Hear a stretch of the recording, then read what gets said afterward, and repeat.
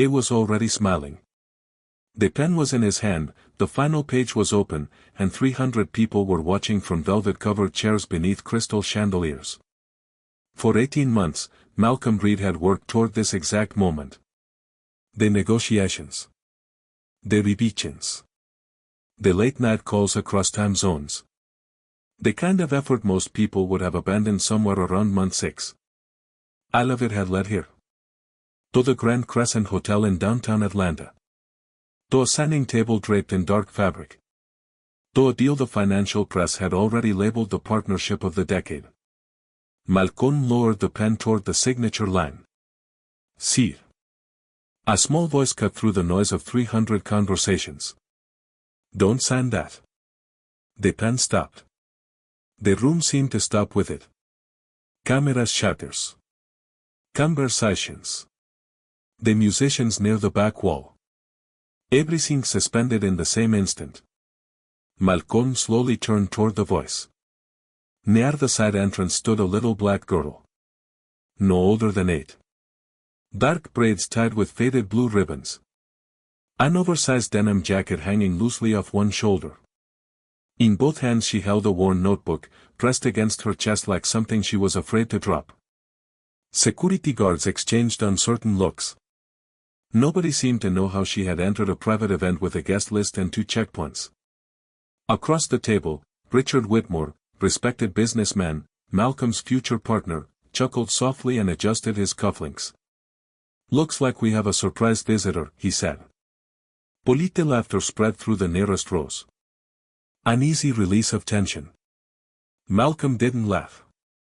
There was something in the girl's face that wouldn't let him. She wasn't nervous. She wasn't trying to get attention. She was looking at the contract the way someone looks at a thing that has already caused harm. With recognition. With threat. What did you say? He asked. She swallowed once. If you sign that paper, she said, you'll walk into a trap. A murmur moved through the audience. Several attorneys glanced at one another. A reporter immediately raised her phone. Richard smiled again. Slightly tighter this time. Children have vivid imaginations, he said. Smoothly. Perhaps someone should help her find her parents. The security guard stepped forward. Wait, Malcolm said. His voice wasn't loud. It didn't need to be. Everyone stopped. The girl tightened her grip on the notebook. Malcolm looked at the contract. Then at her. Then at the contract again. Something had changed. The excitement that had filled the room only minutes earlier had been replaced by a different kind of tension. The kind that comes before a storm that hasn't arrived yet. What makes you think it's a trap? He asked. The girl glanced toward Richard for just a second. A fraction of a second. But it was enough. Malcolm saw the change in her face. The hesitation. The memory behind her eyes. For the first time all afternoon, a cold feeling moved through him. Slowly, the girl opened the notebook. Between 2 worn pages rested a yellowed document. Old. Handled many times. She lifted it carefully and held it out. Malcolm took it. The moment he looked at the bottom of the page, the color he had seen in the girl's face appeared in his own. A signature. Because, she whispered, I've seen that signature destroy someone's life before. The room remained frozen beneath the chandeliers. Malcolm held the yellowed document while his mind moved rapidly behind a composed expression. Around him, the celebration that had taken months to plan had dissolved into nervous whispers and confused glances. Richard spread his hands with patient confidence. Malcolm, surely we are not delaying a $3 billion agreement because of an old piece of paper and a frightened child. Several investors nodded. An attorney near the stage checked his watch and quietly mentioned that the event was already running behind schedule. Malcolm stepped away from the signing table. His shoes echoed against the polished marble floor. The closer he walked toward the girl, the more he noticed what the room had been missing. Her hands were trembling slightly. Not with fear. With determination. What is your name? He asked. Eva Johnson, she said quietly. And how do you know that signature? The question settled over the room. Ava looked down at the notebook for a moment. Something crossed her face that was harder to read than fear or excitement. Then she looked back up at him. I don't know anything about business deals, she said. I don't know anything about stocks or contracts. A pause. But I know that signature. A few people in the audience chuckled. Richard immediately used the moment. There you have it. She just admitted she doesn't understand the document. The laughter grew slightly louder. Ava lowered her eyes. Malcolm saw it happen. The room was treating her exactly the way powerful rooms always treated unexpected voices. Let her finish, he said. The laughter stopped. Ava looked up. 3 years ago, my foster father lost everything. Silence moved through the ballroom instantly. He worked for a company in Savannah. One day he came home carrying a box of his things. He said someone had tricked people into signing papers they didn't fully understand. She carefully turned a page in the notebook. Tucked between the worn sheets was an old newspaper clipping, its edges soft from being handled too many times. He spent months trying to prove what happened. Her voice remained steady, even as the room grew tenser around it. After he passed away, I found this in his desk. Malcolm accepted the clipping. The headline was faded. Still readable. It described a collapsed business partnership that had left dozens of employees without work or recourse. Beneath the article was a photograph of executives at a table. One signature had been enlarged beside the story. The resemblance to the contract in front of him was not coincidence. Richard laughed again. This time the sound was forced. Coincidences happen every day. But even as he spoke, several attorneys were moving closer, holding the clipping beside the contract. Their expressions were changing. Malcolm lowered the newspaper and looked directly at Richard. Then at the contract. For the first time all afternoon, he no longer felt ready to sign it. And somewhere in the ballroom, one question had started moving from person to person without anyone saying it aloud. What if the little girl was right? The silence deepened until even the reporters stopped tapping. Malcolm stood motionless while his legal team worked at the signing table, examining both documents side by side beneath the bright stage lights. Eva remained near the edge of the platform, notebook clutched to her chest. She looked small against the towering screens and rows of powerful guests. Somehow she had become the center of the room anyway. One of Malcolm's senior attorneys leaned closer to the contract. His finger traced a line near the bottom of the final page. From it. A second attorney moved beside him. They exchanged a look. Malcolm caught it immediately. What is it? The attorney hesitated. There is something unusual here. Richard gave a dismissive laugh. Every major contract contains complex language. That's what lawyers are for. But the attorney didn't look convinced. He turned another page and studied a section near the back. This clause was not highlighted during negotiations. A ripple of whispers spread through the audience. Richard folded his arms. Because it's standard language. The attorney slowly shook his head. No, sir. It is not. Malcolm stepped forward. Explain. The attorney looked up. This provision creates a transfer mechanism under specific conditions. If triggered, it would grant outside parties significant influence over future board decisions. The room erupted. Camera flashes burst across the space. Richard's smile stayed in place. But it no longer reached his eyes. That interpretation is completely misleading, he said smoothly. You're taking routine language out of context. Ava quietly opened her notebook again. That's not the only thing. Avery had turned toward her. She removed a folded sheet of paper. Old. Fragile at the edges. My foster father kept this with the newspaper clipping. Malcolm accepted the page. Across the top, handwritten notes in tight, careful script. Several sentences circled in blue ink. One phrase had been underlined twice. Hidden authority transfer language. A chill moved through him. He compared Daniel Johnson's handwritten notes to the contract. His attorneys leaned over his shoulder.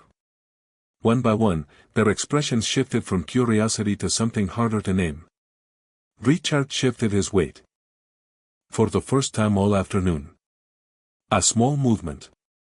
Easy to miss. Malcolm didn't miss it. This proves nothing, Richard said. These are completely unrelated situations.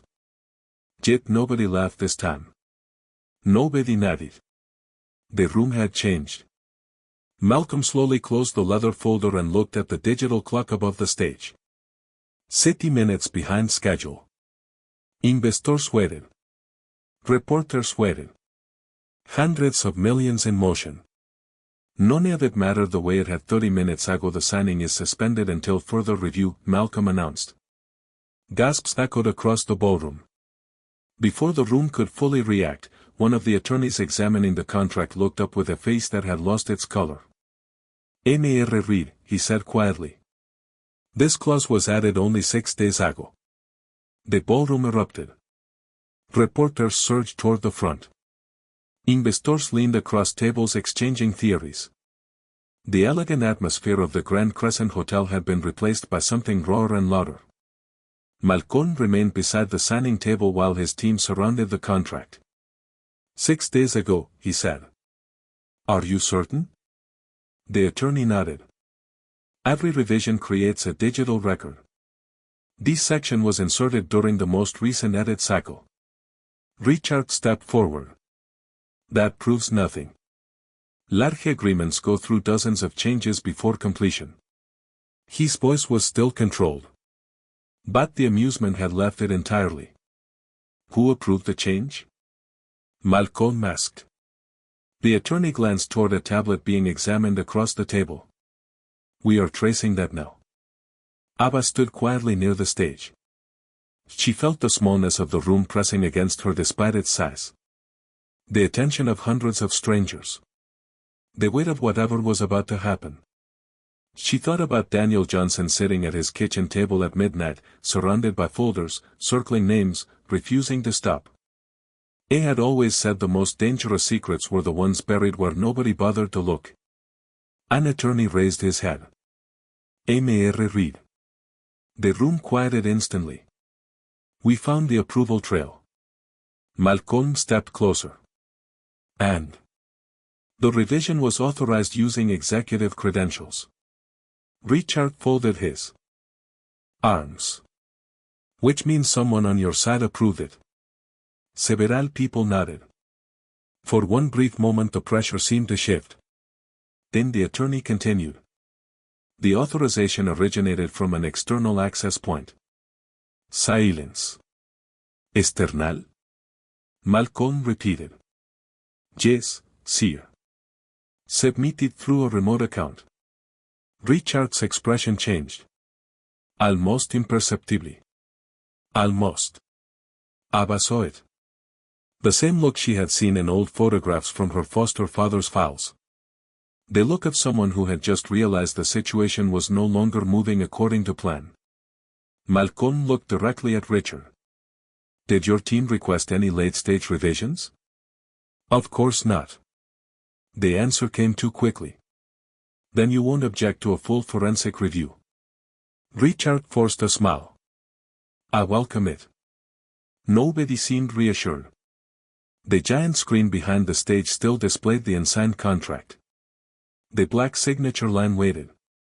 Malcolm turned back toward Eva. You said your foster father spent years investigating what happened to his company. A pause. Did he ever find out who was responsible? Ava looked down at her notebook. Then she opened a hidden pocket inside the back cover. A small folded note slipped into her palm. The paper was old and creased with age. He never proved it, she said softly. But before he died, he wrote down one name he never stopped investigating. The ballroom went quiet enough to hear the city humming beyond the glass. Malcolm accepted the note. Unfolded it carefully. The moment he read the name, his eyes widened. He slowly raised his gaze toward Richard Whitmore. For several long seconds nobody spoke. Malcolm held the note with the paper trembling slightly between his fingers. Across from him, Richard remained perfectly still. The color had faded from his face. Malcolm folded the note and slipped it into his jacket pocket. "This event is over," he announced. Gasps swept through the room. Reporters immediately began shouting questions. Investors rose from their seats. Camera crews rushed the stage. Malcolm ignored all of it. He turned toward his legal team. "Every document connected to this agreement is secured immediately. No files leave our possession. No exceptions." The attorneys moved without hesitation. Richard stepped forward. His voice was calm but carried a sharp edge that hadn't been there before. "Malcolm, you are allowing old paperwork and rumors to destroy 2 years of work. Then you'll have no problem waiting for an independent review. A review could take weeks. Then it takes weeks." The answer landed like something closing. Richard opened his mouth. Stopped himself. Around them, guests watched closely. For the first time that afternoon, Richard Whitmore appeared to understand that he had lost control of the room. Malcolm walked toward Eva. She was still standing near the stage, clutching the notebook. "Would you come with me?" She blinked. "Me? Yes." She hesitated. Then nodded. They moved together through a private corridor behind the ballroom. The noise of reporters faded quickly. The air changed. Quieter. Cooler. Malcolm led her into a conference room overlooking the Atlanta skyline. The evening sun painted the glass towers in amber and gold. He pulled out a chair for her and sat across the table. Neither spoke for a moment. "Tell me the truth," Malcolm finally said. "Did you come here today because of that note?" Ava shook her head. "No." "Then what?" She opened the notebook and turned carefully to a page near the back. Several photographs were tucked inside.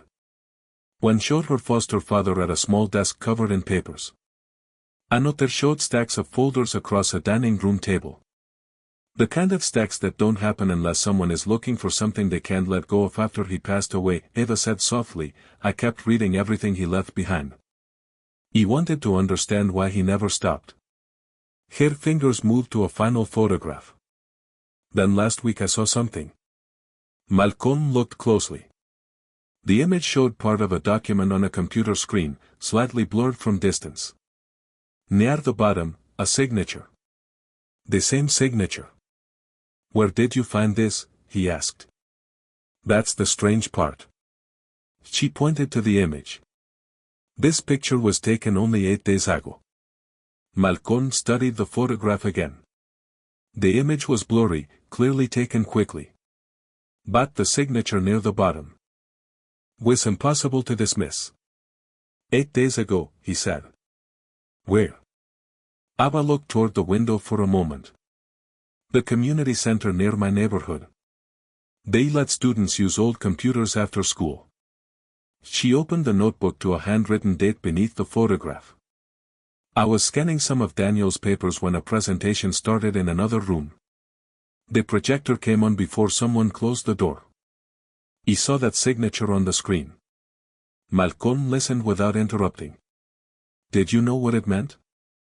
"No, I just knew I'd seen it before." She looked down. "When I got home, I searched through his boxes. That's when I found the newspaper clipping and the notes." Malcolm stood and moved to the window. Downtown Atlanta lit up below him in the early evening, towers glowing gold and copper against the darkening sky. "Who was giving the presentation?" he asked. Ava hesitated. "I couldn't see clearly. But there was a logo on the screen." She turned several pages and slid a pencil sketch across the table. Malcolm looked at it. His pulse quickened. He recognized the design. It belonged to a consulting firm that frequently worked alongside mergers and acquisitions. A firm connected to Richard Whitmore. Are you certain? He asked. Daniel had written that company name in one of his notebooks. A knock at the door. One of Malcolm's senior attorneys entered quickly. Mr. Reed. We found something. It placed a tablet on the table. We traced the remote authorization used to modify the contract. Malcolm looked up. And the access point originated from a server connected to Whitmore's strategic consulting. The room went quiet. The signature. The newspaper clipping. Daniel's notice. The hidden clause. The remote server. Separate pieces that were no longer separate. Malcolm looked at the tablet again. He noticed a small file attachment listed beneath the main server report. What is that file? The attorney's expression shifted. That, he said quietly, is why I came upstairs so quickly. Someone tried to delete it less than 20 minutes ago. The deleted file was recovered within the hour. Inside it were names. Dozens of names. Business owners. Executives. Investors. Scattered across the country. The kind of list that doesn't exist unless someone spent years building it deliberately. But before Malcolm could fully absorb what the file contained, his phone began filling with alerts. News articles. Spreading quickly. He opened the first one. Then the second. They warned about the hidden clause. They warned about the suspended signing. They warned about the server or the remote authorization. They were about Eva. An 8-year-old girl who had disrupted a billion-dollar ceremony. A child with a notebook and an old newspaper clipping. A story designed to be dismissed. Malcolm closed the phone slowly. Pull every article, he said.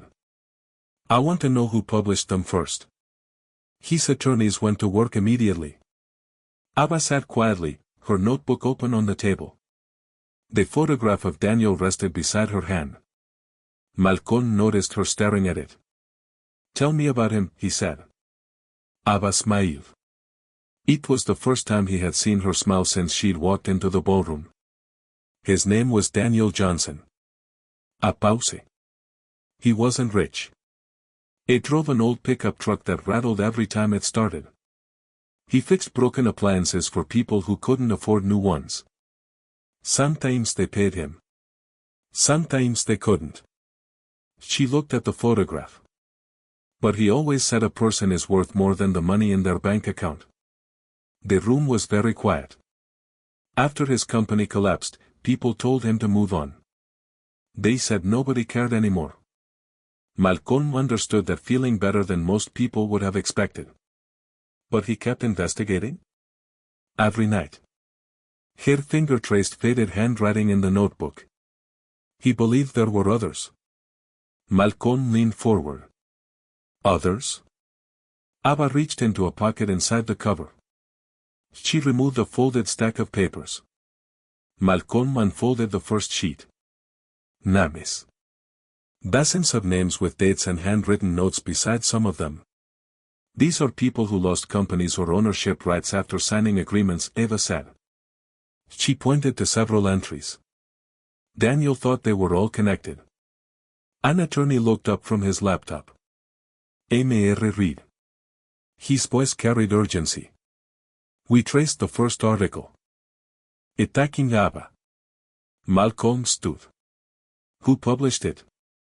The attorney turned the screen. A corporate registration appeared. The company shared an address with a subsidiary of Whitmore Strategic Consulting. Ava looked at Malcolm. Neither of them spoke. Then another notification appeared. A new email. Unknown sender. Subject line, 6 words. He was on Daniel's list. Everyone in the room stared at the screen. Malcolm opened the message. One sentence. He saw the news. If Eva Johnson is there, tell her Daniel was right. Below it, a document nearly 200 pages long. An attorney immediately downloaded a secure copy while another verified its authenticity. Ava sat completely still. For years she had wondered whether Daniel had spent his final years searching for shadows. Now someone from outside his notebooks was reaching back through time. Malcolm opened the attachment. The first page bore a name. Caroline Mercer. A photograph showed a woman in her early 50s standing outside a logistics facility in Tennessee. Several pages later came contracts, financial records, and correspondence spanning more than a decade. Malcolm read the summary. Caroline Mercer had once owned a successful regional logistics company. After signing a partnership agreement, she gradually lost control of her voting rights. Within 2 years her ownership stake had nearly vanished. He compared the legal structure to what his attorneys had found in his own contract. The language was nearly identical. This cannot be a coincidence, one attorney said quietly. Anoter nadie. The structures match too closely. Eva looked at the list in Daniel's notebook. She found Caroline Mercer's name. Number 17. She lowered her eyes. Aldo's nights at the kitchen table. Aldo's late hours with folders and circled names. He had not been imagining connections. He had been finding them. Then another email arrived. Then another. Then a third. The room went still. More messages were appearing every few seconds. Each from a different sender. Each carrying nearly the same subject. Daniel contacted me. He tried to warn us. He remembered Daniel Johnson. The attorneys exchanged stunned looks. Malcolm opened one after. Another. Different names. Different cities. Different industries. The same story. Hidden clauses. Ownership transfers. Complex restructuring language. Consulting recommendations. Lost control. Lost companies. Lost futures. 42 names on Daniel's list. 27 responses and rising. People Daniel had once reached out to.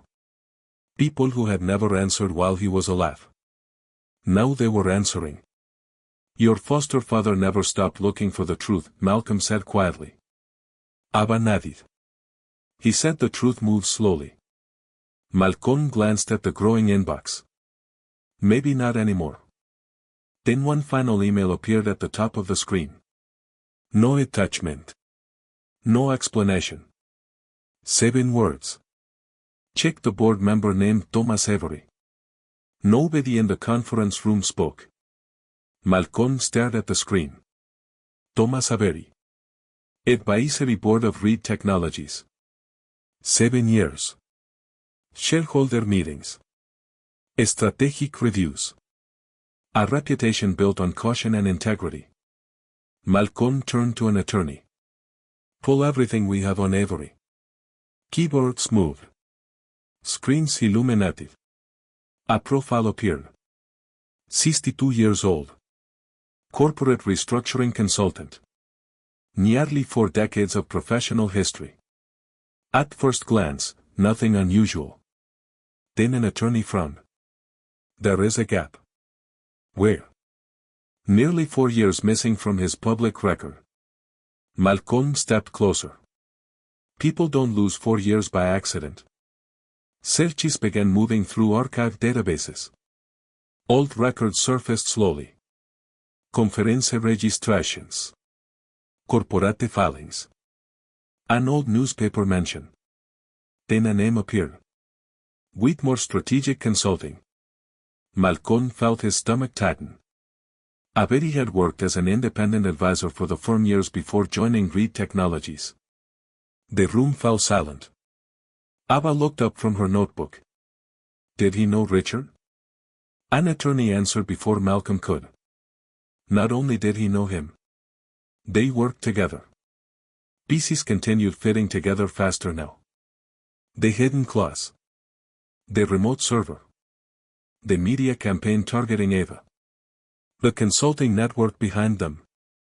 Something still didn't fit. If Avery was involved, Malcolm said, why send an anonymous warning now? Nobody had an answer. Then another notification. Arrive. The cybersecurity team had finished analyzing the deleted file recovered from the remote server. The lead investigator joined through a video connection, his face appearing on the conference room screen. Mr. Reed. We found metadata embedded in the recovered file. Malcolm straightened. What kind? User activity records. Someone opened that file repeatedly over the last 6 months. Malcolm exchanged a look with Ava. Can you identify who? A few keystrokes echoed through the speakers. An access log appeared on the screen. Most entries used credentials connected to Whitmore's strategic consulting. But one name appeared more frequently than all the others combined. The room seemed to hold its breath. Thomas Avery. Then the investigator spoke again. There is one more thing. 60 minutes before the signing ceremony began, Thomas Avery sent a private message to someone outside the company. We just recovered it. Who received it? Malcolm asked. The investigator paused. Richard Whitmore. The name settled over the conference room like a weight that couldn't be lifted. Malcolm stared at the screen. Years of business training kept his face composed. Inside, he was recalculating everything. The altered contract. The remote server. The media campaign. The access logs. The message. A trail that had begun with a worn notebook in an 8-year-old girl's hands, now led directly to 2 men who had been preparing to hand him a trap with a bow on it. The investigator opened the recovered message. Sort. To sort. Everything is ready. I will sign today. An attorney removed his glasses and pressed a hand against his forehead. Malcolm read the sentence again. No mention of contracts. No mention of ownership or money. Used a statement of certainty from one man to another. The language of people who believe the outcome is already decided. Ava felt a chill move through her. She thought about Daniel at the kitchen table, circling names, connecting patterns, telling anyone who would listen. Nobody had listened. Malcolm turned toward the window. The Atlanta skyline stretched below in the darkness. Thousands of lights. Thousands of people going home without any awareness of what was unfolding above them. He smiled slowly. Not the smile of a man closing a deal. The smile of a man who has finally seen the shape of the trap, and is no longer inside it. Ava noticed it immediately. What are you thinking? Malcolm turned back toward the room. If Thomas Avery believed I was going to sign tonight, he said carefully, then Richard Whitmore still believes the plan is working. Attorneys exchanged glances. Then realization spread. You want them to think nothing has changed, one said. Exactly. The room came alive. Attorneys moved to laptops. Analysts joined calls. Cybersecurity specialists ran new traces. For the first time all evening, Malcolm was no longer reacting. He was setting a direction. Ava watched quietly. You're going to trick them, she asked. Malcolm looked at her gently. No. A pause. I'm going to give them an opportunity to reveal themselves. There was a difference. Daniel Johnson had not spent years building his list for revenge. He had built it for truth. An attorney looked up. If we announce negotiations are continuing tomorrow, they may communicate again. Malcolm nodded. That's exactly what I'm counting on. Ava opened her notebook. She turned slowly to a page near the back. Daniel's handwriting filled the margin of an old document in his careful, unhurried script. She slid the notebook across the table. Malcolm read the line once. Then his eyes widened. 7 words. Follow the money and the truth follows. The conference room remained occupied long past midnight. Screens glowed across the table. Attorneys and forensic accountants tracked every financial thread connected to the hidden network Daniel Johnson had spent years trying to find. Malcolm stood near the window holding the notebook. Follow the money and the truth follows. Start with every payment connected to Whitmore's strategic consulting, he said. Transfers. Consulting fees. Advisory contracts. Everything. Hours passed. Coffee cups multiplied. The city lights beyond the glass began to thin as midnight approached. Then just after 3 in the morning, a forensic accountant sat upright. I found something. Malcolm crossed the room. A spreadsheet filled the screen. Consulting fees. Administrative expenses. Corporate reimbursements. At first glance, entirely ordinary. But hidden inside hundreds of transactions, a pattern. Small payments. Repeated payments. Routed through multiple entities before reaching a final destination. Where do they lead? Malcolm asked. The accountant enlarged the records. Sale companies. Then a holding group. Then a consulting entity. Then one personal account. The room went silent. Thomas Avery. Numbers continued appearing. Years of transfers. Millions of dollars. Carefully disguised. Carefully scattered. Abba stared at the screen. That's why Daniel wrote about following the money. Malcolm nodded slowly. Because money keeps records, even when people don't. A noted attorney leaned forward. There is more. He opened a recovered communication archive linked to the same transactions. Hundreds of messages. Most coded. Most deliberately vague. One thread stood out immediately. Exchanged between Thomas Avery and Richard Whitmore across several years. Malcolm's pulse quickened. Authenticated them. Already done, the attorney said. Records are verified. He opened the most recent exchange. The room went still. Richard had written 3 sentences. Keep the clause hidden. Once he reads signs, the transition begins. Nobody will notice until it is finished. Abba felt chills move down her arms. Malcolm stared at the words. Years of suspicion.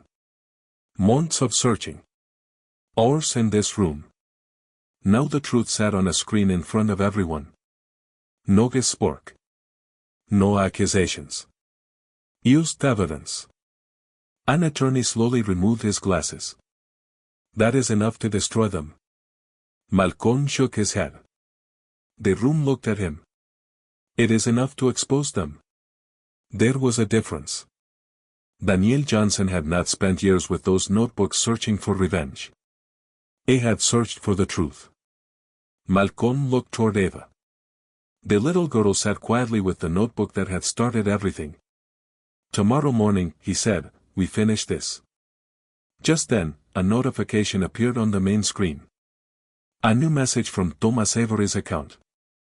Sent 2 minutes earlier. Malcolm opened it. The room froze. Addressed. Directly to Richard Whitmore. One sentence. Trade is moving faster than expected. We may have a problem. Morning arrived clean and bright through the executive boardroom windows at Reed Technologies. Less than 24 hours earlier, this room had been preparing to announce a historic partnership. Now it was preparing to reveal the truth. Malcolm sat at the head of the table. Board members, attorneys, auditors, and investigators filled every seat. Eva Johnson sat quietly beside the window with Daniel's notebook resting on her lap. Across the room, Thomas Avery appeared unusually tense. The ease he normally wore had disappeared. Richard Whitmore joined through a video connection projected onto a large screen. Both men believed they had been called to an emergency discussion about the suspended agreement. Neither knew the investigation had already reached its conclusion. The meeting began calmly. Malcolm reviewed the previous day's events. The contract. The hidden clause. The unauthorized revision. The remote server. Then he invited the forensic team to present its findings. The evidence appeared one piece at a time on the main screen. Server activity logs. Financial transfer records. Communication archives. Consulting relationships hidden behind shell companies. The room grew quieter with every slide. Thomas Avery stopped taking notes. Richard Whitmore stopped interrupting. Finally the investigator displayed the recovered messages. In large letters across the screen. Keep the clause hidden. Once read signs, the transition begins. Nobody will notice until it is finished. A silence settled over the room unlike anything Malcolm had experienced in years. Nobody needed an explanation. Nobody needed it translated. The words spoke for themselves. Board members exchanged stunned looks. Others lowered their eyes toward the table. Years of trust had collapsed in a matter of seconds. Malcolm remained calm. The purpose of this meeting is not revenge, he said quietly. The purpose is transparency. He nodded toward the investigators. Additional records appeared. Hidden transfers. Consulting payments. Connections stretching back across years and across the names on Daniel Johnson's list. The pattern Daniel had spent his life searching for was finally visible to everyone. Thomas Avery slowly leaned back in his chair. Richard Whitmore stared from the screen. Neither man argued with the evidence. The facts spoke more clearly than any accusation ever could. After a long pause, the board voted unanimously. Avery was removed from all advisory responsibilities immediately. Every pending agreement connected to Whitmore's strategic consulting was terminated. The decision was clean. The room stayed silent afterward. Not from anger. From the quiet understanding of how close they had come to making a terrible mistake.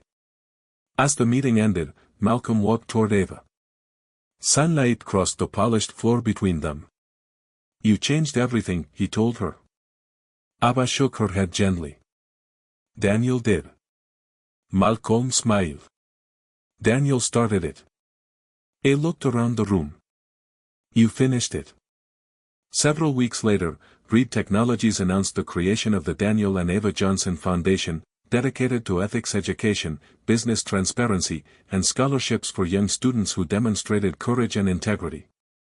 On the day of the announcement, Ava stood outside the new foundation building holding the same worn notebook that had carried Daniel's observations for years.